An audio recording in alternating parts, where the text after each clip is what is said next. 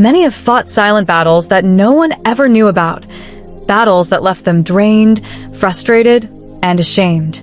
This is the story of Sister Juliet, a devoted Deeper Life sister, a choir member, and a fervent Christian. But behind this spiritual zeal, she carried a dark secret, a struggle she thought she would never overcome. Her journey to becoming born again. Juliet grew up in a Christian home, attending church services, Sunday school, and youth programs. But her real encounter with God came during a revival service. The preacher spoke with power, and conviction gripped her heart. She realized she needed to be genuinely saved. That night, she surrendered her life to Christ, confessed her sins, and became born again. She was full of zeal, singing in the choir, evangelizing, and spending hours in prayer. On the outside, she looked like a firebrand believer. But within, she wrestled with a sinful habit that refused to let her go. Her silent struggle with masturbation.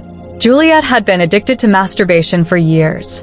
It started as a simple act of curiosity, but grew into a habit she could not control. She would weep in guilt after every act, vowing never to do it again.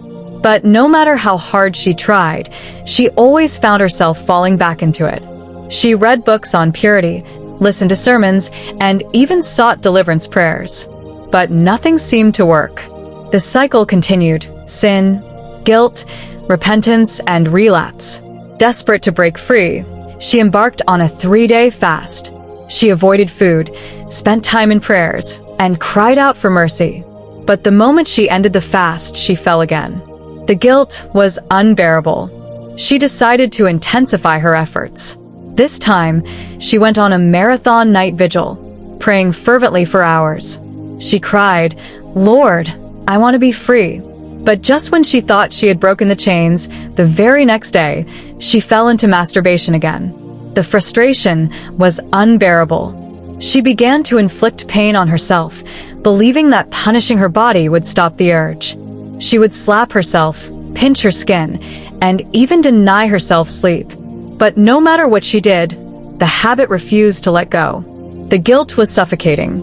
Every time she stood on the pulpit to sing, she felt unworthy. "I am a hypocrite," she told herself. "How can I stand before God's people when I am battling secret sin?" She made up her mind to resign from the choir.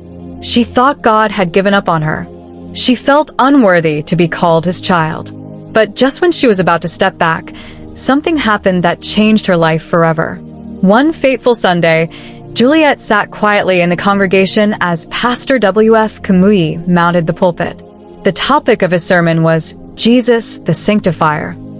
His voice rang through the auditorium with authority as he spoke on sanctification, the second work of grace. He explained that salvation was only the beginning, but true victory over sin comes when a believer experiences sanctification. This is the will of God, even your sanctification, that ye should abstain from fornication. 1 Thessalonians 4 verse 3. He said, "If the Son therefore shall make you free, ye shall be free indeed." John 8 verse 36. Juliet listened with rapt attention. Every word pierced her heart.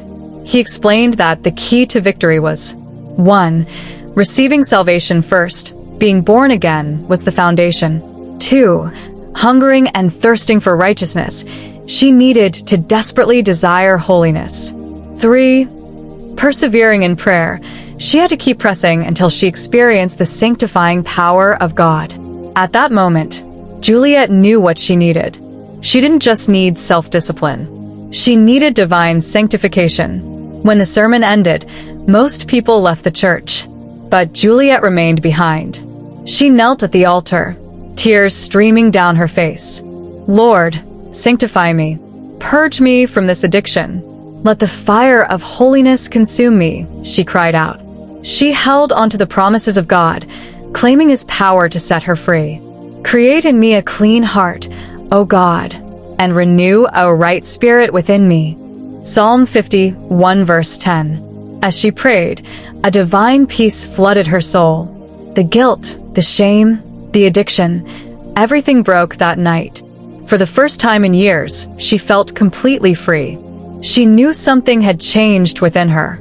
From that moment, Juliet never struggled with masturbation again. She had received the sanctifying power of Christ, and the chains were broken forever.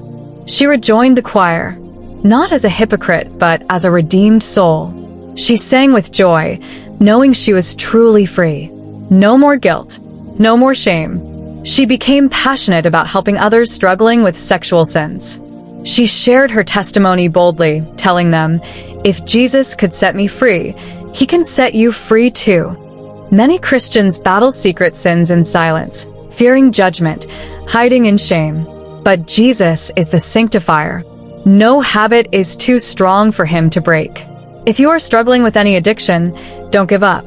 Cry out to Jesus. Seek sanctification. He will purify you and give you victory. Sister Juliet's story is a testament that God's power is real. Freedom is possible. Holiness is possible. And sanctification is the key. If this testimony has blessed you, don't forget to like, share, and subscribe to Christian Revival Stories for more inspiring testimonies. God bless you.